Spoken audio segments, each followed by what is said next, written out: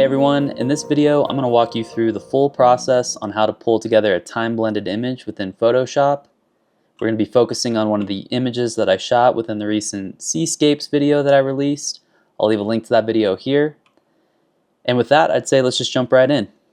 Okay, so you'll see that we're in Lightroom and I have all of my images selected here. But before we jump into the process of time blending, I want to quickly just talk about the philosophy of using a time blend. So there's different opinions on this. Photo purists might say that this is sacrilegious and be against it, and I totally understand that perspective. For me, a lot of what I'm trying to do in photography is capture a feeling that I get when I'm out in these environments. And I've found over the years that time blending in particular is a good way to capture a feeling of a scene, particularly a dynamic scene that has a lot of elements moving in and out. And, it can be very difficult to capture that all in one frame. Every once in a while you can get a great shot in one image. This scene here, I actually did catch a great image in one shot, um, where all of these birds were diving off of the cliffside up here to the left. So obviously, it's possible to capture great images in one shot, and you should strive to do that. But it is a tool that I find helpful in dynamic scenes like this, and I highly recommend exploring it in your photography as well. Anyways, with that, let's dive right into it. So you'll see I have all my images selected here within Lightroom. I pulled in the different images that I want to pull into a singular shot. And I've already gone through and adjusted the white balance, contrast, shadows. I've gotten the image to a reasonably good starting place. And once you do that, then you want to make sure everything is synced up and that the general exposure is the same across these images. So select your first image that you've edited and got in the right place. Then hit Shift click to select all images, and then go to Sync down here in the bottom right corner and hit check all, and then click to synchronize the settings across the image. And then from there, I'd recommend going through and checking each image to make sure you might have had a little bit of a darker exposure in one, so the same settings across the board might not be perfect, and you might need to go through and individually adjust. And this is pretty good. There are some slight differences, but because we're mostly just focused on pulling in these seagulls, I'm not going to stress over it. I'll adjust a bit in Photoshop as I need to. So with that, we have our images we want to pull into Photoshop. So right click on the images, go to Edit In, and go to Open Layers in Photoshop. Okay, so the first thing that we'll want to do is make sure that all these layers are aligned. So we'll want to do a quick auto alignment, and that helps compensate for any sort of minor movement that might have happened from the tripod or hitting the shutter, and make sure that as we go in and we add in elements from these layers, it's all lined up perfectly and no artifacting comes through. So what you want to do is shift click on all the layers and then go up to Edit, Auto Align Layers, leave it in auto here, and then click OK. And what you want to do now is kind of go through each image and figure out what you want to be your base image that you're then going to build on top of. So going through each of these, I think I like this one as my base image. I like the two seagulls you have here, kind of in the midground.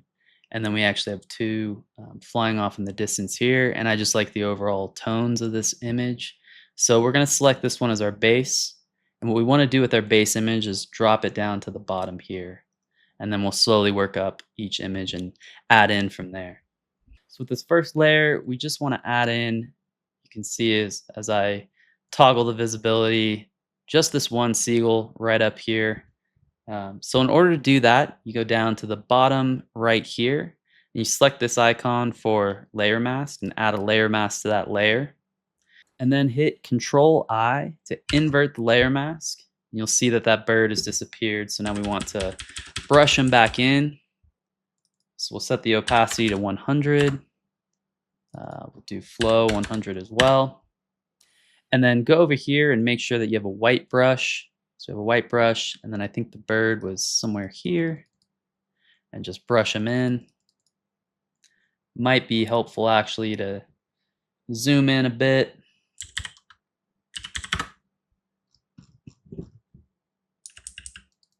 And make sure he's fully brushed in. I think the tones seem like they match nicely there with this image, so there's nothing to worry about there. And let's back out again. So that's good. That's all we were adding from this one image. So now let's go up to the next layer. And with this one, I think we want to add in the birds here to the right, as well as this seagull up here towards the top of the image. So again, what we'll do is we'll apply a layer mask here in the bottom right. Control I to invert that layer mask. And if you need to see, where you're going to be brushing in, an element from the image, you can always just hit Control I again to re-invert the image mask, and you can see the previous frame. So we need to be brushing in roughly up here. So hit Control I, and then go ahead and just brush in. And one thing you'll notice right off the bat is the exposure is a little bit different on this image. So let me zoom in here a little bit. You can see this kind of halo, and obviously we don't want that in the image. So there's a few ways you can correct that. One way is just inverting the brush back to a black brush and kind of just slowly brushing it out. You might want to do a bit of a smaller brush here. And this can be a little bit painstaking. So, another way I would recommend doing this is to, with this layer selected, go to Image, Adjustments, and then Brightness Contrast. And from here, you can just darken down that layer to match the layer that you're blending it into. So I think something like that looks fairly good. Okay, so let's zoom back out. If I recall correctly, there are a few seagulls here that we wanted to add to the right-hand side of the image. So let's just double check that. Let's go Control I to invert. Okay, so they're right here. Control I again. And now let's just brush. Make sure you switch your brush back to the white brush. And then let's just brush in these seagulls. It's maybe a little bit smaller brush. And then I believe the other one was, right here. Yeah, and you can see there's, again, very obvious halos here from the exposure being different in the layer that we're blending in from. So again, I'm going to start with a black brush and kind of zoom in closer and then just brush out a lot of the haloing from the brighter sky from the image that we're blending in. Maybe do a little bit smaller brush so I can get closer in here. If you want to get real detailed about it, which honestly I normally would, you probably zoom in a little bit more and just really kind of fine tune this. But for the sake of this video and kind of keeping things brief, I think this works well enough. So we'll also again combine this with using the brightness and contrast adjustment. So again, go to Image, Adjustments, Brightness, Contrast, and just take down the brightness again on that layer, maybe up the contrast to kind of compensate a bit. And I think that looks pretty good. So let's zoom back out. Before, after. Okay, not bad. And let's take a look at the layer above this one. So, okay. Maybe two different seagulls that we want to add in here. This one right up here towards the top of the image. And then this one is a little bit faint, but we might as well add it in. So with this layer selected, again, let's add a layer mask. Control I to invert the layer. And then again, let's just start brushing in the seagulls from this image. Somewhere right here. Let's maybe zoom in a bit more. Make sure we're doing this right. Okay. Looks pretty good. And I'm just going to do a quick pass with the black brush around the seagull to try and get rid of any haloing. I think that looks pretty good. Zoom back out again. So let me just hit Control I again to invert the layer mask. Okay, so the seagull is right up here. I'm gonna leave my brush right there, hit Control I again, and we'll just start brushing in that seagull. Let's get a little bit more precise. And I don't see too much haloing, but let's maybe zoom in a bit, double check our work here.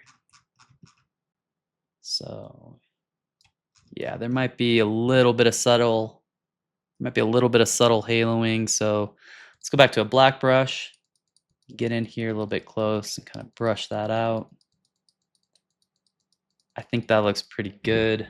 Maybe do a little bit of a fine tune adjustment, get close to the wings here. And then fine tune adjustment, really adding in the seagull. See, that pops a bit more. Let's maybe do the same thing with the one down here. Yeah, bring them in a little bit more distinctly. Okay, and that looks good. I think, the haloing is not visible enough for me to add in a brightness adjustment layer. So I think that looks pretty good. Let's just zoom back out and we'll add in our last layer. Okay, so this layer, there's a few different seagulls that we want to add in. You have these up here, kind of hugging the rock face, and then one out here. So let's go ahead, add in another layer mask. And let's just zoom in a little bit closer, make sure that we get right up on the seagulls that we're going to be adding in. And let me quickly just invert the layer mask. Okay, so our seagulls right here. Reinvert and let's brush them in. And with this one, you can see there's definite haloing. The exposure was a little bit lighter. So we are going to want to adjust that. But let's go ahead and add in each of the rest of the seagulls before we tackle it individually. Okay, so we'll get these two down here.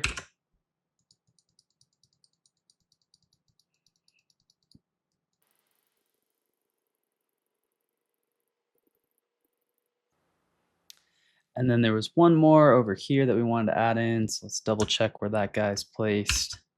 Okay, right over here. So Control I, let's brush him in. Again, you'll see the haloing is very noticeable, so we will fix that. And so let's just take care of that right now.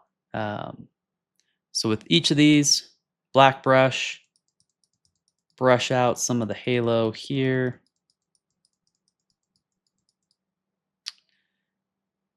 And then we'll go over to the other birds here by the sea stacks. Be a little bit more fine-tuned. Looks pretty good. Okay, so we'll just brush this out here as best we can. So directionally, that looks pretty good. Again, I would probably go to Image, Adjustments, Brightness, Contrast, and take down the brightness a little bit to blend that in. I think that looks pretty good. And let's zoom back out, take a look. Cool. So you'll see much more seagulls in the frame. It definitely evokes a different feeling with this image. And so if you want to see a quick before and after of what we did, you can just hit Shift click on all the different layers that we blended in, and then hit Control G to group the layers, and then toggle visibility on and off, and you can see everything that we've added in. So it looks pretty good. So what's left to do to this image? We've completed the time blend. I pulled all the different seagulls into the image, and now there's a few different adjustments that I'd want to make to get this image in a better place overall. So first thing is we're going to combine these layers into a new layer. So we'll hit Control. So we'll hit Control Alt Shift E to make a new layer with all of those layers combined. And I want to do a simple, Gaussian blur, add a bit of dreaminess into this image. So to do that, we're going to go to Filter, Blur, Gaussian Blur. And typically you want your radius to be somewhere in the ballpark around the amount of pixels that your camera has. So I'm shooting with the Sony a7R5. It's about 61 megapixels. I think I'll do something like maybe a 55 pixel radius. Seems pretty good. We'll hit apply. And then for masking, if you guys have seen any of my other walkthroughs, I use Tony Kuiper's masking tool. So we'll bring that in. And I just want to do a Lights 1 mask. And for anyone who doesn't have the Tony Kuiper's tool, I'll leave a link where you can download it. I highly recommend it. There's a few tools that do a similar thing, but it just makes the process of layer mask so much easier. So I'll leave a link in this video if you guys are interested in downloading it and following along with my process here. But anyways, so we select Lights Mask 1 and then apply that to the layer. And now what we did is the whole Orton effect is now just applied to the highlights in this image and not the shadows. So it's much more natural. So this is obviously way overdone. We're at opacity 100. I tend to keep it between 12 and 15-ish. So let's take it down to 12. And then on the same mask, we're going to make another minor adjustment. So let's go to Filter, Camera Raw Filter. And we're just going to add maybe a little bit more punch into those highlights. So let's bring the exposure up slightly, something like that. Contrast as well. And then temperature, let's warm it up a bit. Up the vibrance and saturation. And again, before I hit apply on this is only going to go into that Lights 1 layer. It's not going to go into your shadows, and it's only being applied at that 12% opacity. So even though it looks drastic here in Camera Raw, it's a very subtle effect, and you'll see when we apply it, very subtle. So let's toggle on and off. You can see the slight, Gaussian blur on some of the highlights and the edges. It really just kind of softens it up and gives that appearance of soft lighting. And then with the adjustment we made in Camera Raw, it's just adding in slight bit of warmth and saturation, very slight, very subtle. That tends to be the best way to approach editing. Okay, so I want to play with the contrast a little bit in this image. So let's do a levels adjustment layer, and let's maybe add in bit more contrast to this image. Something like that. And the shadows are a bit clogged, so let's bring up the black levels. Output level 3, before, after. Very subtle. You'll see the shadows aren't quite as clogged. If you pay attention when I do the before and after in that part of the image. It's before, after, before, after. Very subtle, but I think it helps the image a bit. And one thing I want to do is just a little bit of dodging and burning. If I look over here to the left-hand side of the image, you can see, this is a little bit too bright and distracting to my eye. It's kind of pulling my eye a little bit over to the left-hand side of the image. So I might want to just darken this down a bit so that your eye is drawn more into these main kind of C columns and then up into the seagulls here in the image. So again, using Tony Kuiper's tool, because this is a lighter area that I want to darken down, I'm going to go to a Lights 1 mask. You'll see that this light area is selected. And then I'm going to go here and select a burn layer. And we're going to bring the opacity way down, maybe something like 10%, the flow of maybe 15. And with a bigger brush, I'm just going to go through and kind of darken this down. You want to do this in slow, gradual increments so that you don't overdo it. So a couple passes, do before, after. So it's still pretty subtle. Take it down a bit more. Before, after. Maybe just a little bit more. And one more look. Before, after. Okay, I think that's a bit better.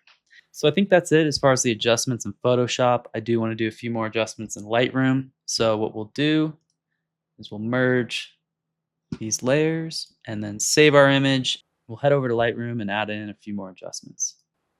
Okay, so we have our image in Lightroom.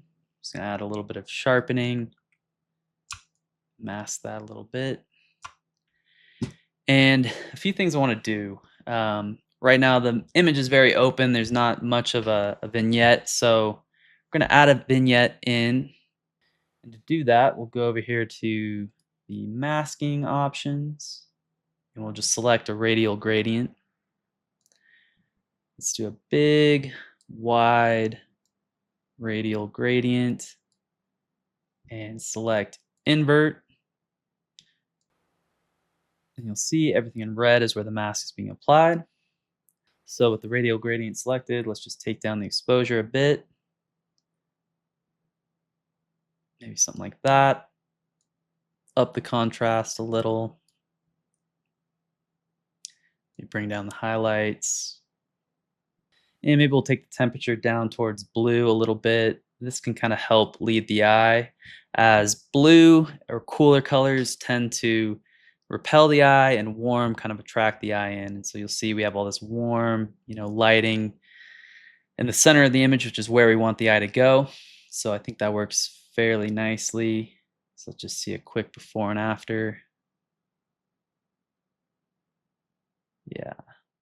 So yeah, I think something like that works pretty well. And then another adjustment I want to make is you'll see, here I'm shooting down the coast. The sun is setting to the right-hand side of the image, and there's beautiful light that's streaming in through the image to the right-hand side. And you can kind of see that come through the photo, but I want to emphasize that look and really give that feeling of kind of light streaming into the frame from the horizon to the right as the sun dips down. So to do that, we're going to do another radial gradient, and we'll make it kind of big, feathered. Maybe stream it out a little bit. This is kind of the whole area where the light would be streaming in from the right-hand side of the frame. Pull this off a little bit more, stream out. And so we're going to take the contrast down a little bit, maybe up the highlights subtly, and scroll down here to the clarity slider. Pull back the clarity to kind of add, a little bit more of that soft lighting effect. And then dehaze, we're going to do the inverse of that to kind of, cut through the contrast and again amplify that look of light kind of streaming in. And then we'll go up to color temperature and maybe warm up the light that we're kind of emphasizing. I mean, you can see here, the light that's hitting these rocks is this very rich, warm, kind of golden hour lighting. So we want to make sure the lighting effect that we're adding kind of complements that warmth. So I want to be subtle with it. Something like that looks pretty good.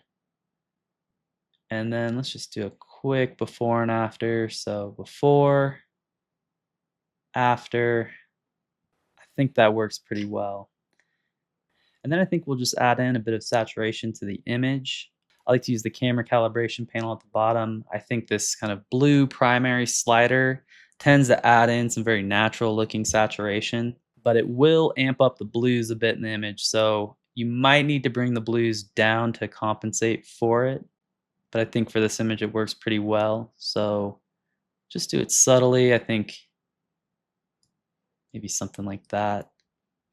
So yeah, I think looking at the whole image, I think it's in a pretty good place. There's definitely a few adjustments that I would continue to make, but directionally, it's most of the way there. So yeah, I hope you guys have found this helpful. I highly recommend using time blending as a tool. It can really be powerful and helping you capture dynamic scenes and really, evoke the feeling that you got out, at a scene like this. So if you guys enjoyed this video, I'd greatly appreciate a like, comment, subscription. All of those things greatly help me in continuing to grow this channel. And if you want to learn more from me, I do offer one-on-one post-processing tutorials, so we can meet remotely wherever you're based and walk through different images, techniques, tools that I use to make compelling images within Lightroom and Photoshop. And you can find all the information on how to sign up for something like that on my website. Links are all in the description. And thank you guys. I really appreciate you watching, and I hope to be back with you guys real soon. Take care, everyone.